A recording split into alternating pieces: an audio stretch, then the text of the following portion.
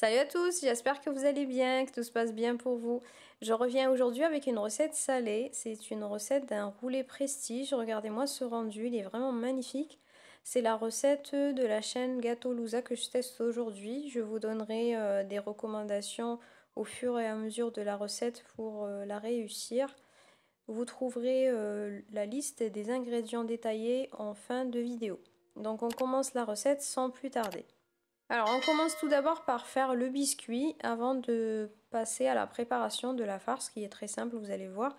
Donc pour le biscuit, je commence tout d'abord par séparer les jaunes d'œufs des blancs que je réserve de côté. Je reviendrai, je les reprendrai par la suite. Donc je mélange les jaunes d'œufs avec les épices. Donc là j'ai mis une cuillère à soupe de paprika, un petit peu de sel et un peu de poivre.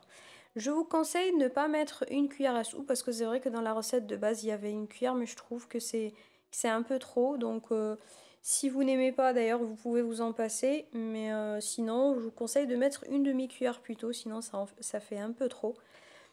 Donc je mélange les épices avec le jaune d'œuf, je rajoute l'huile, la farine, je mélange un petit peu tout ça. Là j'aurais dû rajouter la tomate concentrée au début pour me faciliter la tâche parce que là c'était compliqué de la mélanger à la fin. Là vous voyez la texture, ça a un petit peu durci, donc c'était un petit peu difficile de mélanger la tomate concentrée avec les autres ingrédients. Je vous conseille donc de la mettre tout au début, vous la rajoutez en même temps que les épices pour vous faciliter le travail. Je rajoute enfin et en dernier le fromage râpé et je vais réserver ce mélange que je reprendrai plus tard. Je reprends mes blancs d'œufs que j'avais réservés de côté, auxquels je rajoute une petite pincée de sel, je l'aimente en neige bien ferme et je vais les intégrer à mon premier mélange petit à petit pour avoir une texture bien légère. Je fais très attention pour éviter de ne pas casser les blancs d'œufs, donc regardez la manip, il faut vraiment aller de haut en bas pour éviter de casser les blancs et pour bien les mélanger avec le reste des ingrédients. Donc à la fin, vous devez avoir un mélange qui soit homogène. Il ne faut pas avoir de petits grumeaux ou bien des blancs d'œufs qui ne sont pas très bien mélangés. Une fois arrivé à la texture souhaitée, que votre mélange est bien homogène, vous mettez le tout dans un moule, dans votre plateau et vous faites cuire. Donc le biscuit ne va pas vous prendre trop de temps, il faut le surveiller vraiment, une dizaine de minutes devrait suffire. Après tout va dépendre de votre four bien évidemment, hein. Il y a des fours qui sont plus ou moins forts on va dire. Donc vous mettez le tout à 180 degrés et vous faites cuire pendant 7 à 10 minutes. Après si au bout de 10 minutes vérifiez bien sûr la cuisson, si ce n'est pas cuit rajoutez quelques minutes, mais il ne faut pas le faire cuire trop longtemps pour éviter qu'il sèche. Donc vous devez avoir un biscuit qui est moelleux et non pas sec. Si vous avez les extrémités qui sont sèches, n'hésitez pas à les couper bien évidemment. Donc là, pour mettre votre mélange, il faut le lisser tout doucement pour éviter de casser les blancs qu'on a intégrés et garder cette texture légère.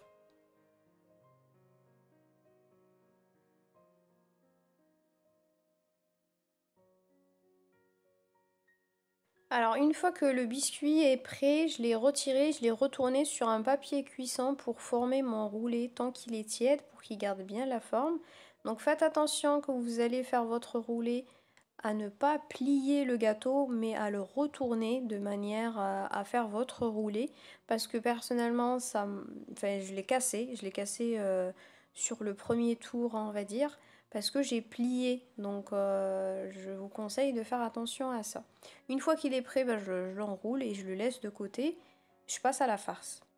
Alors pour ma part, j'ai mélangé du mascarpone avec un petit peu de fromage fondu type vache qui rit, mais je ne vous conseille pas de faire ça, ni d'utiliser du mascarpone d'ailleurs, parce que je n'ai pas aimé la farce avec ce fromage pour ce type de recette. Je vous conseille plutôt d'utiliser un fromage type Philadelphia ou bien un fromage à tartiner. Le rendu sera meilleur, certainement.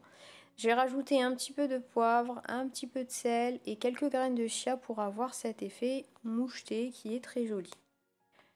Je suis passée ensuite à la préparation de mes petites fleurs avec du fromage aussi pour décorer le biscuit à la fin. Donc j'ai des emporte-pièces de cette forme-là. Vous pouvez utiliser n'importe quelle forme ou bien vous en passer. Si vous n'avez pas l'emporte-pièce, vous pouvez très bien utiliser par exemple un embout de poche à douille pour couper des petites rondelles et décorer avec, ou bien ne rien mettre du tout.